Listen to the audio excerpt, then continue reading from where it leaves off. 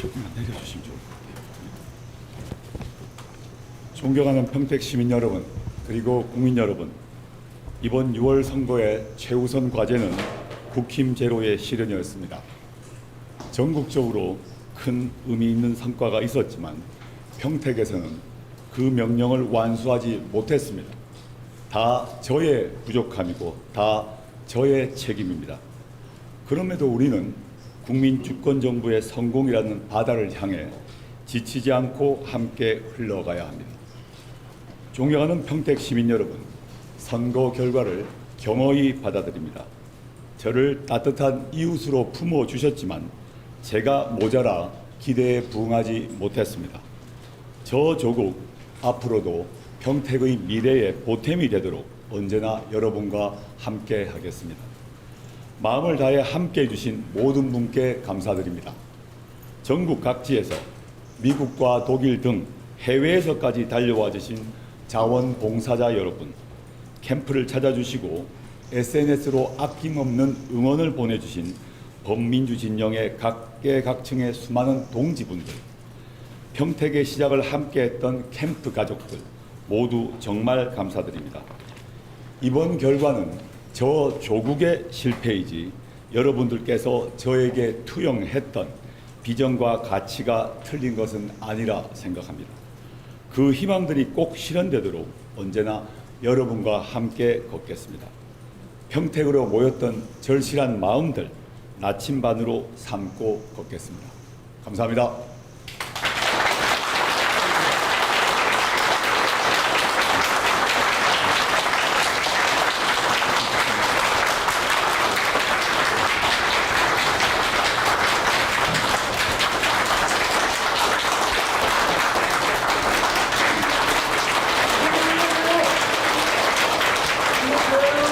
또 하나의 이변, 평택.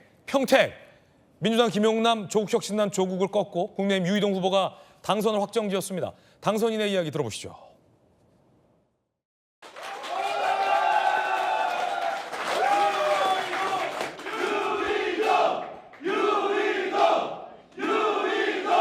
참 어려운 선거였습니다. 이 어려운 시기에 저를 다시 한번 이 자리에 있게끔 허락해 주신 평택 시민 여러분들께 다시 한번 머리 숙여 감사의 말씀을 올립니다. 그리고 마지막까지 저와 함께 경쟁을 해주셨던 김용남 후보, 조국 후보, 그리고 황교안 후보, 김재현 후보께 심심한 위로의 말씀과 함께 열심히 잘 싸우셨다는 말씀을 드립니다. 저에게 주어진 소임 무겁게 받아들이면서 한 발짝 한 발짝 시민들께서 주신 명령을 따라 걸어가겠습니다. 자, 지금 격전지를 중심으로 저희가 선거 결과 보내드리고 있습니다. 역시나 격전지였죠. 이변이 나왔습니다. 선거 결과 보시죠. 평택입니다. 자, 사실 많은 사람들이 민주당 김용남 후보가 이기냐, 조국혁신당의 조국 후보가 이기냐에 관심이 있었거든요. 그런데 웬걸 지상파 출구조사와 완전 다른 결과, 역시나 국민의힘 유이동 후보가 34.8, 그냥 당선된 것도 아니에요. 혼자 30% 중반입니다. 민주당 김용남 28.8, 조국혁신당 조국 27.2입니다. 조국 후보 3등이에요. 자, 김건선 변호사님, 이 이변 어떻게 봐야 됩니까? 제가 볼 때 이변 중에 이변이라고. 이변 중에 이변이죠. 근데 우리가 생각할 때는 조국과 김용남이 결국 단일화를 할 것이다. 그러면 뭐 유이동 후보는 뭐 이기기가 쉽지 않다 그렇게 생각을 했고요. 그다음에 여론조사도 보면 김용남과 조국이 굉장히 엎치락뒤착을 하고 약간의 뭐 오차 범위 내지만 유이동 후보가 좀 떨어지는 그런 형세였거든요. 그런데 결과적으로 조국 후보하고 김용남 후보가 이제 서로 어떻게 보면 싸움질을 시작한 거죠.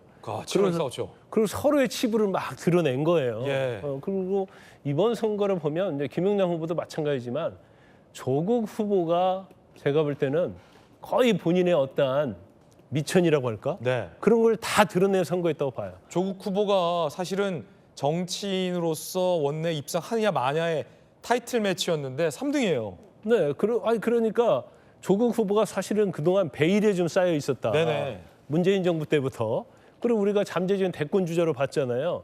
그런데 저 평택 을에 와서 선거운동을 하는 걸 보니까 이건 대권 주자가 아니고 사실 이제 국회의원 후보감도 되냐 안 되냐 그런 평가를 받은 것 같아요. 사실 그게 이제 민주당 내부에서 그런 평가 나왔었다. 예, 예. 그러니까 사실 많은 사람들이 조국이 저 정도였나 이제 그런 생각을 한 것 같고, 근데 김영남 후보의 가장 아킬레스건은 민주당 후보이긴 한데 과연 진정한 민주당 후보냐 이런 평가가 있을 수 있는 거예요. 더군다나 국민의힘에 몸담았을 때는 윤석열 전 대통령을 엄청나게 지지하고 선거운동 열심히 하고 이재명 대통령에서 무진제 비판을 많이 했던 사람 중에 저격수 중에 하나였는데 갑자기 파란 옷으로 갈아입더니만 이재명 대통령을 칭송하기 시작하는 거예요. 그러면 저 사람의 정체성은 뭐냐? 이제 거기에 대해서 의문이 있는데 둘이 서로 손가락질하면서 계속 싸우는 거죠. 그래서 저는 이제 저 이동 후보가 될 수 있다는 것을 언제 약간 감이 왔냐면 사전투표 투표율이 엄청 낮았어요. 아, 평택에서. 그렇죠. 그러니까 평택 사람들은 이거 다 싫다는 거죠. 조국이 됐건 김용남이 됐건 찍기 싫다는 거예요. 네네. 원래 저렇게 새 후보가 난타전을 벌이면 투표율이 높아야 하거든요. 그렇죠. 왜냐하면 지지하는 후보가 명확하기 때문에 부산 북구, 서울 그렇죠. 뭐 난리 났죠. 그렇죠. 투표율이 높아야 하는데 그게 아니고 어떻게 보면 가장 낮은 사전 투표율이 된 걸로 봐서 제가 볼 때는 돌직구도 그런 말을 한 적이 있는데 저건 찍을 후보가 없다는 것이다. 그래서 조국이 됐건 김용남이 됐건 선점하지 못하고 있다. 이제 그런 말씀을 드렸는데 결과적으로 둘이 제가 볼 때는 누가 누구를 욕할 수 있는 그런 후보들이 아닌데 서로 욕하다가 폭망했다. 저는 그렇게 봅니다. 김광삼 변호사님의 개인적인 분석 전해드리고 있습니다. 조국 후보의 낙선에 대한 입장 들어보시죠. 존경하는 평택 시민 여러분, 그리고 국민 여러분, 이번 6월 선거의 최우선 과제는 국힘 제로의 실현이었습니다. 전국적으로 큰 의미 있는 성과가 있었지만 평택에서는 그 명령을 완수하지 못했습니다. 다 저의 부족함이고 다 저의 책임입니다. 이번 결과는 저 조국의 실패이지 여러분들께서 저에게 투영했던 비전과 가치가 틀린 것은 아니라 생각합니다. 그 희망들이 꼭 실현되도록 언제나 여러분과 함께 걷겠습니다. 평택으로 모였던 절실한 마음들 나침반으로 삼고 걷겠습니다. 감사합니다.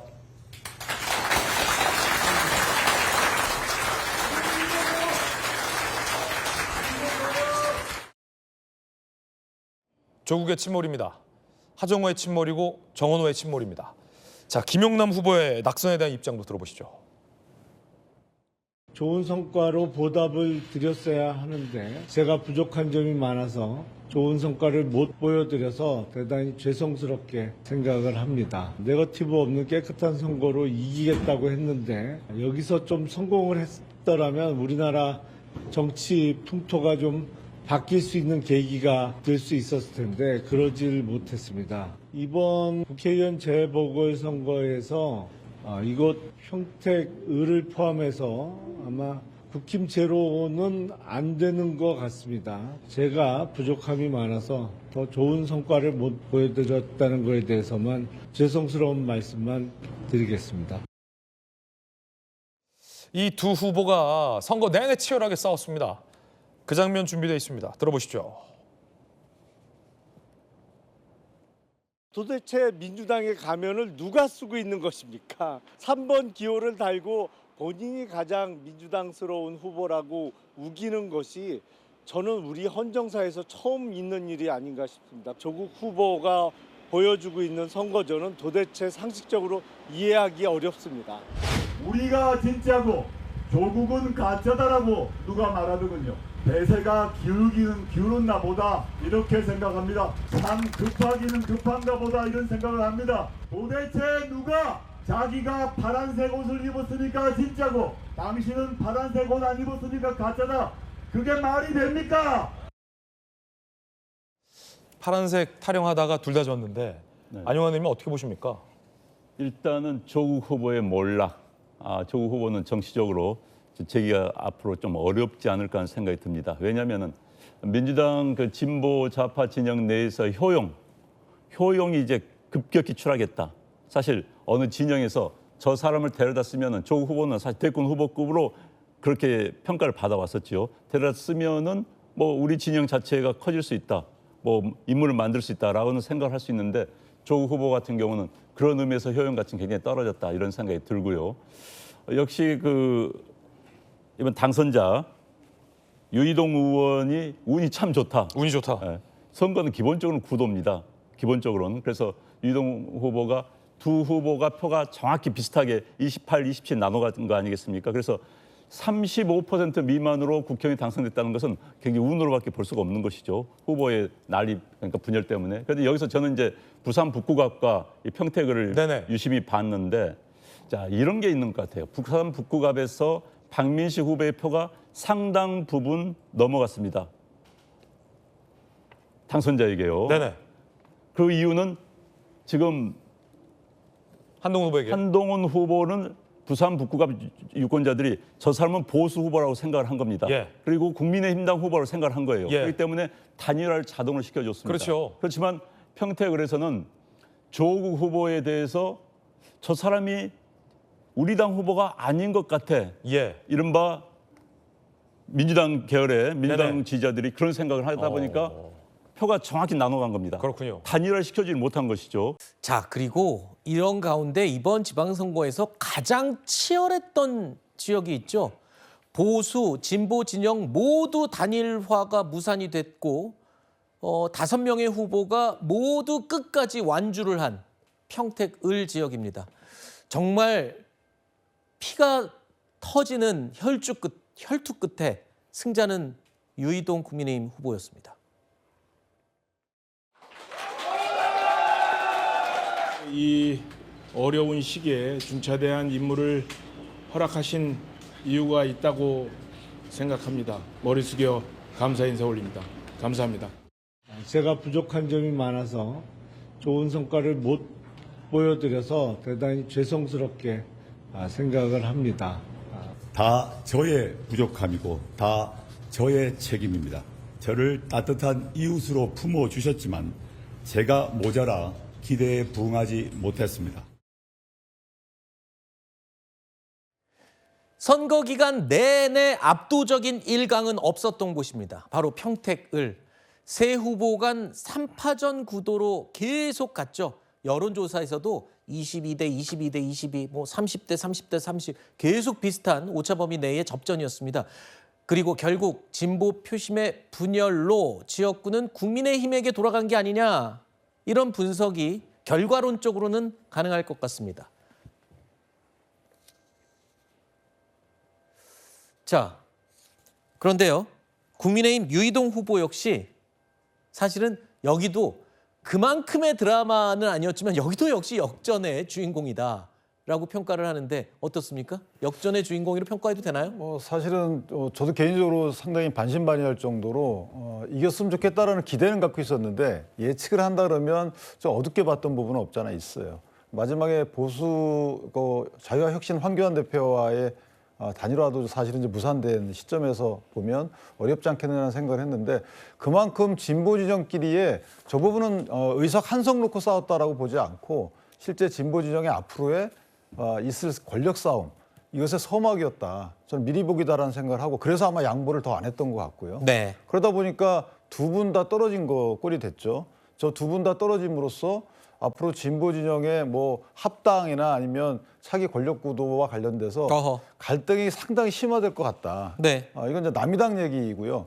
우리 국내심 입장에서 보면 상당히 좋은 인재가 4선에 배지를 달고 들어오는 꼴입니다. 네. 4선을 갖고 정책 전문가가 들어오는데 거기에 아마 저분의 정치 행보와 같이 했던 유승민 전 의원도 아마 행보를 같이 하지 않을까라는 기대를 하고 있어서 네. 일각에서 보는 국민의 눈에 부합하지 않는 국내심의 어떤 기조 이런 것들이 좀 희석되지 않을까. 조금 더 희석되고 국민 앞으로 좀 다가가는 계기가 되지 않을까 이렇게 생각을 합니다. 네. 자, 패배한 후보들 김용남 민주당 후보도 있고요. 또 조국 혁신당 후보도 있습니다. 그런데 이 낙선한 조국 후보의 이야기를 한번 짚어보겠습니다. 이번 낙선으로 조국 후보는 이제 정치적으로 치명상을 입게 된 거 아니냐라는 우려의 목소리도 나오고 있는데요. 특히 국민의힘 후보는 물론 보수정당 출신 민주당 후보에게도 밀렸다. 이 성적표는 앞으로 정치를 하면서 계속 꼬리표처럼 달고 다녀야 될 것 같은 뼈아픈 대목이 아닐까 싶은데 조국 후보가요. 내가 민주, 진보 진영의 적자라는 점을 계속 강조해 왔었는데 자, 이번에 낙선으로 나중에 합당 문제도 좀 걸림돌이 될 것 같고요. 의석이라든가 뭐 이런 부분에 있어서도 목소리를 낼 수 있는 어떤 카드가 이제 없어요. 그러니까 지금 큰 거는 조국혁신당 입장에서는 두 가지인데 첫 번째는 이제 노선을 재설정해야 되는 상황이 온 거죠. 왜냐하면 그동안 이 조국혁신당은 물론 이제 조국혁신당만의 여러 가지 의제를 얘기를 하고 했습니다만 결국 중요한 정체성 중에 하나는 이제 민주당의 우군으로서 그러니까 진보 진영 간의 연대 이런 부분에 굉장히 초점을 맞춰서 많이 정치를 해왔었거든요. 근데 이번 이 평택을 보궐선거에서 결국 국힘 제로를 외쳤지만 결과적으로 보면 민주당 제로를 외친 꼴이 된 모양새로 캠페인을 해왔고 아하. 그러면서 감정적 공방과 거친 언쟁이 오가는 그런 상황들을 조국혁신당이 또 만들지 않았습니까? 네. 그렇기 때문에 그동안 뭐 지난번 선거에서 또 유행처럼 번졌던 말이 지민비죠. 지역구는 민주당, 비례대표는 조국혁신당. 이런 총선 때 얘기들이 막 있었잖아요. 네. 근데 이제는 이 조국혁신당과의 과연 이런 어떤 우호적인 관계를 민주당이 유지해 갈 수 있을 것인가? 아하. 이 부분에 대해서 민주당도 물음표가 뜨는 상황이고 조국혁신당도 본인들이 한 것이 있기 때문에 네. 기존의 노선을 가져가기가 어려운 상황이 된 거죠. 네. 그리고 두 번째는 이제 결과적으로 보면 이 조국혁신당에 대해서 여전히 뭐 응원하시는 분들도 계시지만 네. 이 민주당 지지층 중에서도 조국혁신당에 우호적이던 분들이 조금 이번에 마음을 좀 많이 돌렸던 계기. 네. 그리고 또 이번 선거에서 좀 유의 깊게 봐야 되는 거는 전북도 그렇지만 네. 결국엔 내가 더 민주당스럽다라고 얘기했던 민주당이 아닌 후보들은 다 심판을 어느 정도는 받았어요. 사실 그렇지 않습니까? 네. 이 무소속 김관영 후보도 이 민주당의 이원택 후보에게 졌고, 네. 근데 그분도 어쨌든 이제 정체성이라던가 뭐 적자 네. 논쟁 이런 것들이 있었고요. 더 나아가서 이번에도 조국혁신당의 조국 대표가 후보로 출마를 하셨음에도 네. 더 민주당스럽다 이런 말씀을 하셨는데 그 부분에 대해서 심판을 받았다는 거죠. 이거는 이제 지지 기반이라든지 앞으로의 정치적 노선 두 가지를 다 새롭게 설정해야 되는 타이밍을 조국혁신당은 맞이를 했다 싶습니다. 알겠습니다.